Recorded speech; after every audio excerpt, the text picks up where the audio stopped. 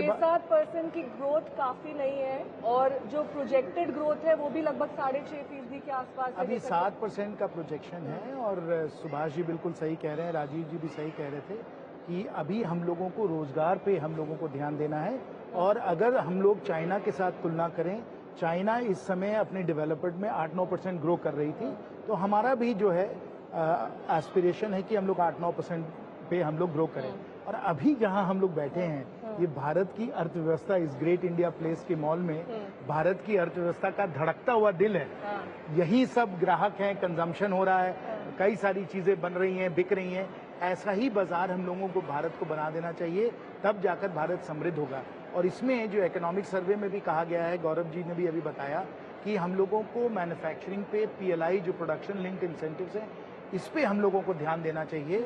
और इसमें जो काम किया गया है बहुत ही प्रशंसनीय है।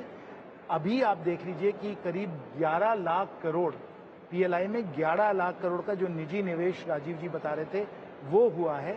उसके द्वारा 8.5 लाख लोगों को रोजगार मिला है। और अगर हम स्मार्टफोन की बात करें जो इस मॉल में बिकते हैं, इस स्मार्टफोन की बात करें, पर कंजम्पशन वो स्मार्टफोन आज हमारे देश से एक्सपोर्ट हो रहा है, 2 लाख करोड़ एक्सपोर्ट हो रहा है। लोकल कंजम्पशन कम हुआ या नहीं हुआ है? लोकल कंजम्पशन में बढ़ावा हुआ है। जितने तेजी से हम लोग बढ़ा सकते थे शायद उतना हम लोग नहीं बढ़ा पाए हैं, लेकिन उसका भी कारण वही है कि रोजगार जैसे जैसे बढ़ेगा कंजम्पशन भी बढ़ेगा। तो इसलिए वही निवेश रोजगार अरुण कुमार जी कुछ कहना चाह रहे हैं। सर मैं आपके पास आऊंगी। सर आप सबसे पहली बात कि अगर हमें विकसित देश बनना है तो $14,000 प्रति व्यक्ति आय होनी चाहिए। अगर वो हमें 2047 तक अचीव करना है तो हमें 9.5% की ग्रोथ चाहिए कंसिस्टेंट अगले 20 साल। 9.5% की ग्रोथ तो बहुत कम देशों ने अचीव किया है, हमने तो किया नहीं है। तो पहली बात तो ये है। दूसरी बात ये है कि कंजम्पशन का जो है GDP में कंजम्पशन का शेयर 3% बढ़ रहा है जबकि GDP 7% बढ़ रहा है। इसका मतलब है कि हमारी इनकम डिस्ट्रीब्यूशन स्क्यू हो रही है अमीरों की तरफ। जो गरीब आदमी वो पूरा कंज्यूम करता है, अमीर कम कंज्यूम करता है। जो मॉल में कंज्यूम करने वाले हैं इससे जो हमारा कंजम्पशन रेट नहीं बढ़ने वाला। हमें कंजम्पशन प्रोपेंसिटी बढ़ानी होगी, उसके लिए गरीबों की तरफ आमदनी करनी होगी। तीसरी बात यह है कि हमारा जो अभी ई श्रम पोर्टल है, ई श्रम पोर्टल में प्रधानमंत्री जी ने कहा 30 करोड़ लोग रजिस्टर्ड हैं, तो उनकी 94% बता रहे हैं 94% बता रहे हैं कि आमदनी 10,000 रुपए से कम है। 10,000 रुपए से कम 94% की आमदनी है, वो कितना कंजम्पशन कर लेंगे। तो हमें जब तक नीचे के लेवल पे कृषि में और माइक्रो सेक्टर में जब तक वहां इनकम नहीं बढ़ेगी तो सिर्फ ऊपर के लेवल पे इनकम बढ़ा के हम नहीं कर सकते कंजम्पशन बढ़ाना। तो किसानों के लिए करना होगा, किसानों के लिए स्कीम्स लानी होगी और माइक्रो सेक्टर ये आपके चुनाव के लिहाज से भी फायदेमंद होगा। वो पार्ट आपने स्किप ही कर दिया गौरव वल्लभ जी। तो मैंने झारखंड, महाराष्ट्र और हरियाणा चुनाव के बारे में पूछा, आपने वो पार्ट ओमिट कर दिया। आपने मेरे को समय कम दिया, ऐसा कुछ नहीं, मैं उस पर जवाब दे दूंगा। बिहार और सर मांगेंगे ना अपने राज्य के लिए पैकेज। बिल्कुल जो भी राज्य जहाँ पे विकास का जो आधार है, विकास की संभावनाएं ज्यादा है, वहाँ पे निश्चित रूप से बड़े कैपेक्स भारत सरकार करती है और करेगी आगे। रही बात कंजम्पशन की, नेहा जी, 2.25 लाख करोड़ रुपए का जून 2024 में GST का कलेक्शन हुआ है और ये कंजम्पशन बेस्ड टैक्स है। 2.25 लाख करोड़ रुपया मतलब सालाना लगभग 22 लाख 21 लाख करोड़ रुपए का GST कलेक्शन हो रहा है। दूसरा आंकड़ा 10 करोड़ से ज्यादा ई-वे बिल्स का जनरेशन हुआ है जून 2000, जो कि इंटर स्टेट ट्रेड को दर्शाते हैं। तीसरा आंकड़ा रिजर्व बैंक का कंज्यूमर कॉन्फिडेंस इंडेक्स है, वो 2019 के बाद अभी सर्वोच्च अच्छी बात है नहीं, मैं करेंगे ना, सिर्फ लोक लुभावन बजट लाएंगे। आप किसी घाटे की चिंता नहीं करेंगे। आप ये मैंने ये कहा ही नहीं, मैंने तो कहा और सुधार करने की जरूरत है, और अच्छा करने की जरूरत है, और निवेश करने की जरूरत है। वित्तीय वर्ष 2024 में प्राइवेट सेक्टर का 35 लाख करोड़ रुपए का इन्वेस्टमेंट हुआ है।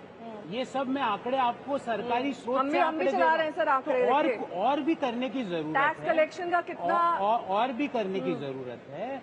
और भी कई जो अनिवार्य चीजें हैं, जैसे जिन पे 5% GST है, जो कि बेसिक नीड्स हैं, उस पे कुछ सोचने की जरूरत है।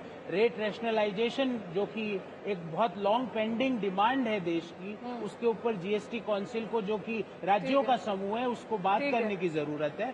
मैं वो उन पे बात नहीं कर रहा, पर निश्चित रूप से हम ये नहीं कह सकते कि हम कहीं खड़े ही नहीं है। हम खड़े हैं उस जगह पर दुनिया के उस राष्ट्र के रूप में जो कि एकमात्र राष्ट्र हाई जीडीपी लो इन्फ्लेशन का राष्ट्र। टॉप 10 में हमने जगह बना ली है। टॉप 10 में नहीं, टॉप 5 में आ चुके हैं और यही ग्रोथ रेट से हम अगले 5 साल में टॉप 3 में पहुंचेंगे, क्योंकि जर्मनी है और जो जापान है जो हमसे ऊपर है तीसरे और चौथे नंबर पे, उनकी ग्रोथ रेट हमसे कम है काफी। इससे पहले कि हम चर्चा को आगे बढ़ाएं, एक बार फिर से आपको ये बता दें कि इस वक्त हमारी मौजूदगी ग्रेट इंडिया मॉल पैलेस में है और यहाँ से ही हम ये खास पेशकश बजट की आपके लिए कल भी लेकर आएंगे सुबह 7 बजे से लगातार। और अब चर्चा में जोड़ना चाहूंगी सिद्धार्थ जराबी को। अगर आप राजीव कुमार से सिद्धार्थ कोई सवाल करना चाहें बजट से जुड़ा हुआ।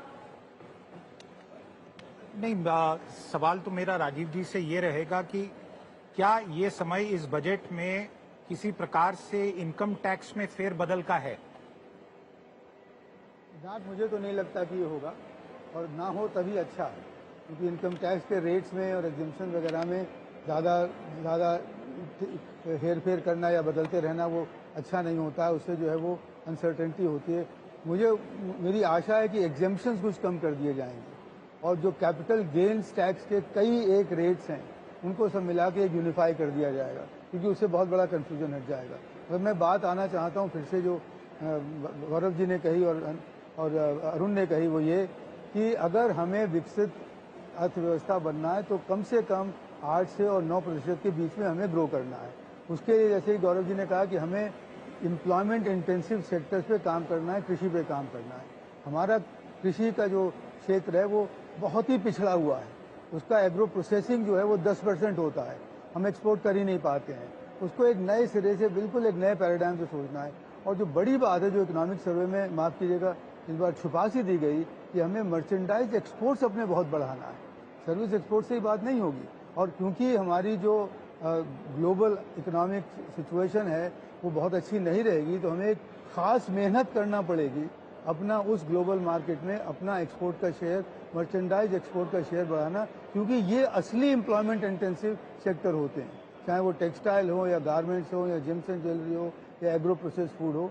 तो इसके लिए मुझे उम्मीद है कि इस बजट में जो है वो कुछ मुझे दिखेंगे। एक आखिरी चीज़ बस ये है कि आपने माफ़ कीजिएगा, आपने जीएसटी की बढ़ते हुए आंकड़ों की बात करी, मगर अभी भी indirect tax to GDP ratio पहले जैसा नहीं हुआ है जो पहले जीएसटी के आने से पहले था। तो हमें कुछ जीएसटी के रेट में भी कुछ शायद बढ़ाना पड़ेगा और रेवेन्यू न्यूट्रलिटी लाने के लिए।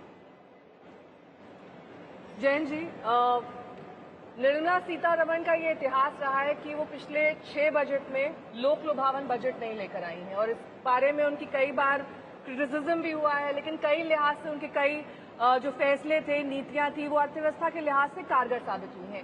वित्तीय घाटा काफी हद तक काबू में आया है, 4.9% से 5% तक।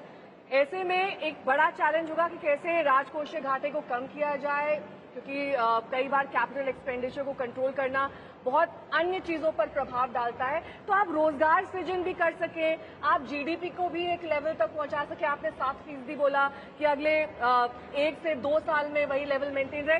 ये कितना बड़ा चैलेंज इस वक्त वित्त मंत्री के सामने। और साथ ही ये भी कहा जा रहा है कि जो स्टार्टअप्स हैं, जो एंजल इन्वेस्टर्स हैं, उनके लिए कुछ अच्छा लेकर आ सकती हैं वित्त मंत्री। अब ये सारे दबाव कल एक साथ उन पर है और साथ ही दबाव सहयोगी दलों का भी है। 2 राज्य हैं जो टकटकी लगाए देख रहे हैं कि हमारे राज्य के लिए इस बार कुछ मिलेगा मिलेगा मिलेगा, उनके सहयोग से ही सरकार बनी है। सर, कैसे संभव होगा? नेहा जी, आपने सब जो समस्याएं हैं, जो विडंबना माननीय वित्त मंत्री जी के सामने, उसका आपने बहुत ही बढ़िया तरीके से अभी प्रस्तुतिकरण किया है।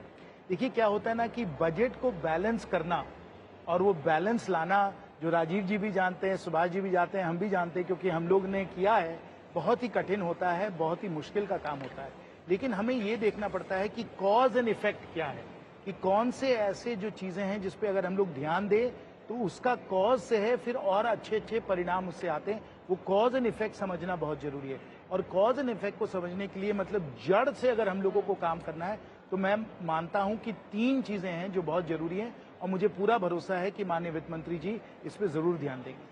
पहला जो मामला है वो निवेश का है और यहाँ बल्लभ जी ने भी सही कहा कि ग्रीन ग्रोथ है। मैंने पहले पीएलआई की बात की, तो निवेश पे अगर ध्यान दिया जाए, ईज ऑफ डूइंग बिजनेस पे ध्यान दिया जाए, यूनिफिकेशन ऑफ कैपिटल गेन्स जो है उन पे ध्यान दिया जाए तो निवेश बढ़ेगा और रोजगार बढ़ेगा। एक ये बहुत बड़ा हम लोगों के लिए जड़ से काम करने वाला मामला है, नंबर 1। नंबर 2 मामला जो है वो स्किल्स डेवलपमेंट और एजुकेशन का है। यहाँ भी जो भी हम लोग मदद करें, यहाँ जितना भी हम लोग ध्यान दें उतना कम है, क्योंकि हम लोगों को पूरे विश्व में compete करना है, तो ये भी हम लोगों के लिए बहुत जरूरी है।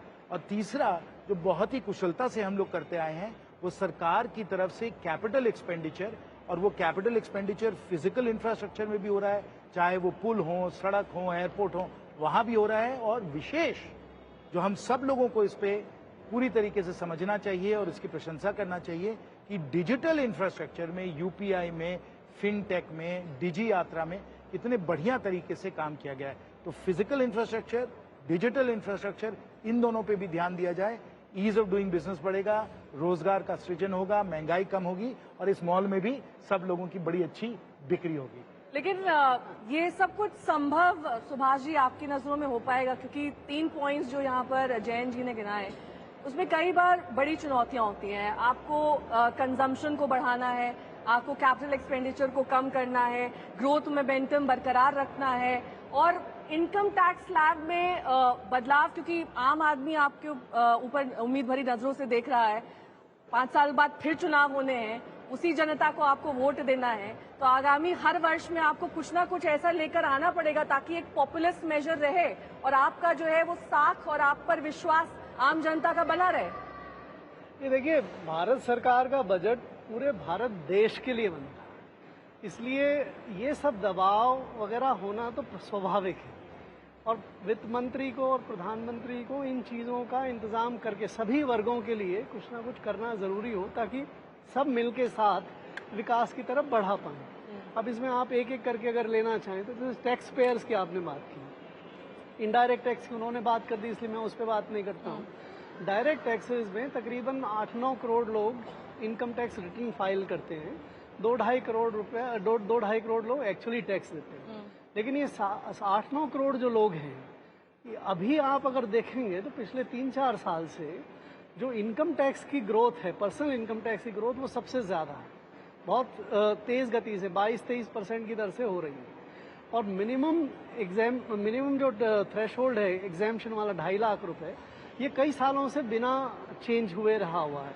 इस दौरान महंगाई भी काफ़ी बढ़ गई है, तो लोग निश्चित रूप से ये महसूस करते हैं कि हम सैलरी अर्नर्स हैं, ज़्यादातर इसमें से 9 करोड़ में से सैलरी अर्नर्स हैं, कि हम मेहनत से कमाते हैं लेकिन हमें इतना ज़्यादा टैक्स देना पड़ता है। तो उनकी ये डिमांड जो है वो वाजिब है। अगर प्रधानमंत्री और वित्त मंत्री इसके लिए कुछ नहीं करेंगे तो निश्चित रूप से उनको इसका खामियाजा भुगतना पड़ेगा। अब दूसरा एक चीज़ और, सरकार का काम क्या है?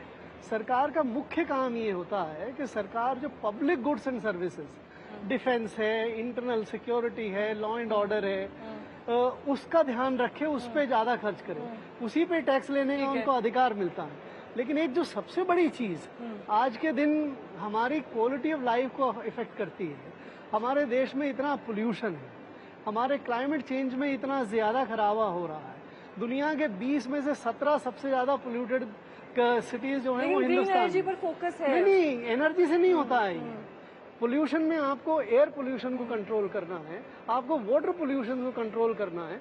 हमारी नदियां, आप यहाँ यमुना के किनारे बैठे हैं, इससे गंदी, इससे खराब नदी कोई दुनिया में हो सकती है? अब इन चीजों पे हम कोई खर्च नहीं करते। अगर आप हमारे बजट को उठा के देखें, देखिए इन चीजों पर खर्च होता है, आवंटन होता है, लेकिन नहीं होता। जमीनी हकीकत है वो कुछ और ही है। आवंटन हुआ नमामि गंगे कार्यक्रम में और उसके सकारात्मक प्रभाव भी देखने को मिले। जहाँ भी गंगा मैया का फैलाव है वहाँ पे उसका सकारात्मक जो इम्पैक्ट है, भले ही वो एफ्लुएंट लेवल का हो या भले ही वो उसकी स्वच्छता हो पानी की, उसको देखने को मिला। आप इनकम टैक्स की सुभाष जी बात कर रहे थे। इनकम टैक्स नेहा जी सिर्फ 50,000 रुपया या लाख रुपया डिडक्शन बढ़ाना ही सिर्फ लोगों को रियायत देना नहीं होता। आप कई तरीके से लोगों की इन पॉकेट सैलरी को बढ़ा सकते हो। डिडक्शंस को आप बढ़ा दो लिमिट, आप जो ATD, ATCC इनके लिमिट्स हैं उनको एक लेवल के ऊपर, जिससे सेविंग पोटेंशियल भी बढ़ सकता है। तो सिर्फ एक तरीका नहीं होता लोगों की जेब में कंजम्पशन को बढ़ाने का। और निश्चित रूप से मुझे लगता है कि सरकार इस बारे में बड़ी सकारात्मक है कि लोगों की ईज ऑफ लिविंग को कैसे सुधारा जाए। और इस संदर्भ में पिछले 8-10 सालों में लगातार काम भी हुए हैं, पर और करने की जरूरत है। और सिर्फ एक तरीका नहीं है कि हम 2.5 लाख को 4 लाख कर दें या 5 लाख बेसिक एग्जम्पशन कर दें। हम 80cc की लिमिट भी बढ़ा सकते हैं। इंश्योरेंस प्रीमियम हम सब कराते हैं, हेल्थ इंश्योरेंस। वैट और जीएसटी का भी तो बोझ है तो ना सर, पेट्रोल डीजल का भी बोझ है, वो भी अभी तक कुछ नहीं हुआ। अब आम जनता के तौर पर तो मैं बजट से इसको कोरिलेट नहीं कर रही, लेकिन जब भी आप टीवी देखते होंगे, अगर आप एक आम जनता के मैं आम जनता के लिए बताना तो वो रात में सिर्फ पट्टी देखता है, वो देखता है कि इनकम टैक्स में उसे कितनी राहत मिली, क्या सस्ता महंगा हुआ। जी, मेरे भी परिवार वाले वही देखते हैं, पार्की जार्गन से मतलब ही नहीं है सर। परिवार वाले वही देखते हैं। पर आपको ये समझना पड़ेगा कि जो जीएसटी है वो तो उसका तो बजट से लेना देना ही नहीं है। प्रोफेसर साहब ने बताया जीएसटी काउंसिल बनी वो तो है। उसके बारे में तो जीएसटी काउंसिल। लेकिन आप कह रहे हैं ना इनकम टैक्स बढ़ाने के भी और तरीके, तब मैंने आपको काउंटर किया। इनकम में टेक होम सैलरी लोगों की, टेक होम सैलरी इसी में जा रही है सर हमारी। मैं कह रहा हूँ इसमें आप अगर किसी तरह की डिडक्शंस को बढ़ा दो, लोगों को सेविंग पोटेंशियल बढ़ा दो,